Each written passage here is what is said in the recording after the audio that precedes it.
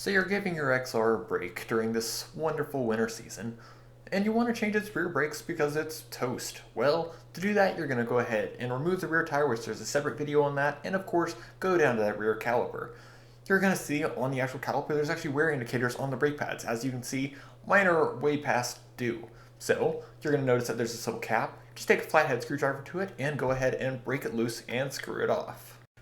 Right underneath this little cap, there's actually an Allen head pin, so go ahead and break it loose and remove it as well. After you remove that pin, both of the brake pads will be able to come right off, as you'll see momentarily. So while you're replacing the brake pads, or perhaps you haven't done so yet, you may be wondering, what are the best brake pads? OEM are the best. And here you're going to notice the old versus the new brake pads. You see how little life I have left? Don't be like me and wait to this point. Anyways, moving back to the back of the caliper, you're going to see that we're going to be compressing the piston back into the caliper body itself. You can just use the old brake pad as like a little pressure point, and then of course you can just use a wrench like I'm using here, or like a C-clamp. Either works, you're just trying to compress that piston however you'd like to do so.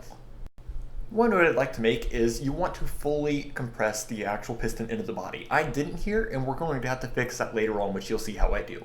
But anyways, for the time being, you're going to see that I'm pointing at this little shoulder in the back of the caliper body itself.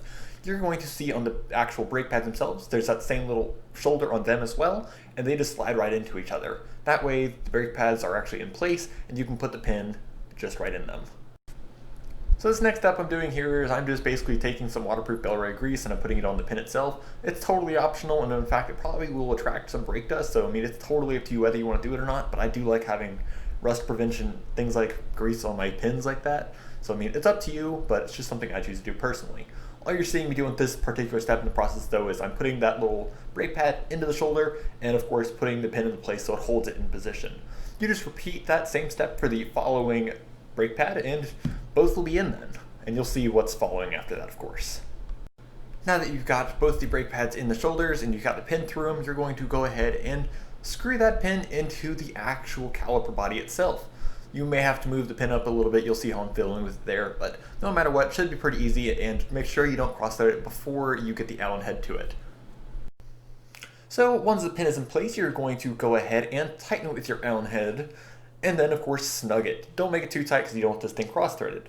But we're going to be moving on to my next step, which is simply fixing an error I made before, which I didn't fully compress that piston into the actual caliper body.